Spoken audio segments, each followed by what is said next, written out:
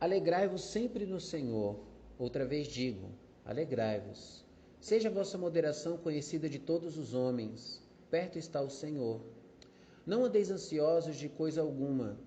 Em tudo, porém, sejam conhecidas diante de Deus as vossas petições, pela oração, pela súplica, com ações de graças.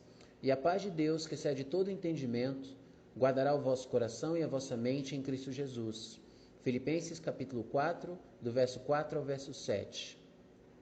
Paulo deixa três coisas muito claras. Primeiro, a base de nossa alegria deve ser Deus.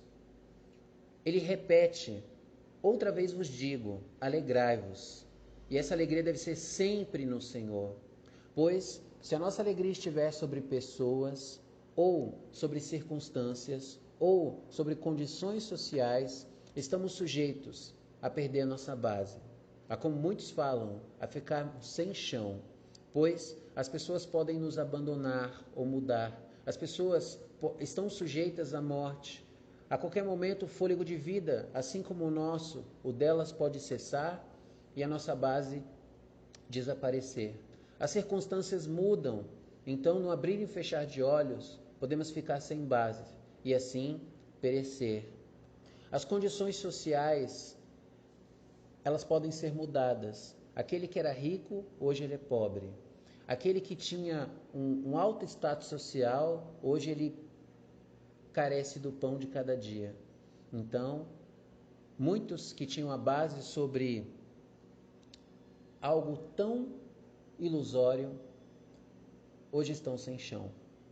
Mas, se a nossa base for o Deus imutável, o Deus que é sempre o mesmo, o Deus que não muda, o Deus que é infinito em amor, infinito em graça, infinito em misericórdia, mas também infinito em justiça, não iremos perecer. Segundo ponto, ele fala que nossa moderação deve ser conhecida de todos os homens. A palavra moderação ela pode significar também a medida exata, ou seja, a partir do momento que em Deus andamos em novidade de vida, dependentes dele, com os valores do reino, isso deve ser conhecido diante de Deus, sendo como sal e luz diante dos homens.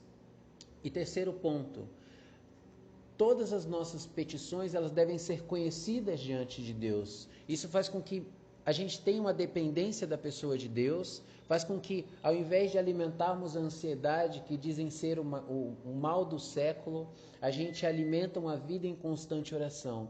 A gente alimenta a obediência do texto que diz, orai sem cessar. Então o apóstolo ele declara, façam conhecidas diante de Deus, em oração, em súplica, com ação de graças, ou seja, com gratidão, todas as nossas petições. Se toda a ansiedade de nosso século, que tem acometido muitos cristãos, elas fossem transformadas em oração, Deus ele faria um avivamento na igreja.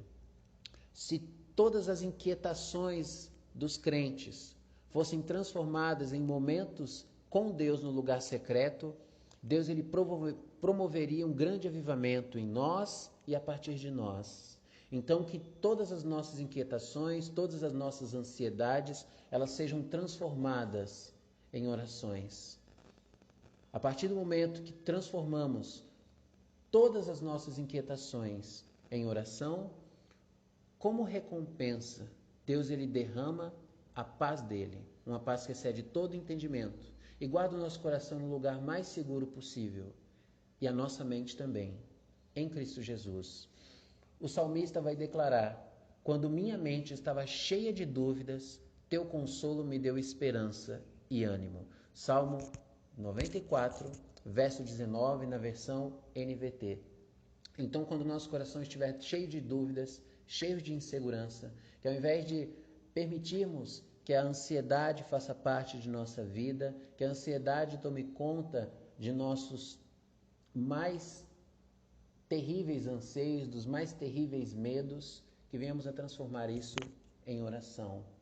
E Paulo ele fala que depois disso, depois de a gente fazer do Senhor a base de nossa alegria, depois de a gente ser luz e ser sal no mundo, vivendo de acordo com a vontade de Deus, alinhados à vontade de Deus, e depois que a gente fazer conhecidas diante de Deus todas as nossas petições em oração, súplica em ação de graças, depois que a gente transformar todas as nossas ansiedades em orações e receber da parte de Deus a paz que excede em todo entendimento, tendo o coração e a mente guardados em Cristo Jesus, Ele nos direciona ao que fazer depois disso. Verso 8. Finalmente, irmãos, tudo que é verdadeiro, tudo que é respeitável, tudo que é justo, tudo que é puro, tudo que é amável, tudo que é de boa fama, se alguma virtude há e se algum louvor existe, seja isso que ocupe o vosso pensamento. Então, depois de observarmos essa instrução do apóstolo e termos uma vida alinhada diante de Deus, naquilo que é bom para Ele, que tenhamos o Senhor como a base de nossa alegria, de que venhamos a ser um testemunho ao mundo de como o Senhor deseja que venhamos a viver. E depois de apresentarmos todas as nossas petições diante do Senhor e receber o refrigério, a gente deve ocupar nossa mente com aquilo que de fato edifica. A gente deve alimentar a nossa mente com aquilo que de fato é agradável a Deus. Pois muitas vezes, depois de fazermos o que o apóstolo nos instrui, a gente ocupa nossa mente com o que é errado, com o que é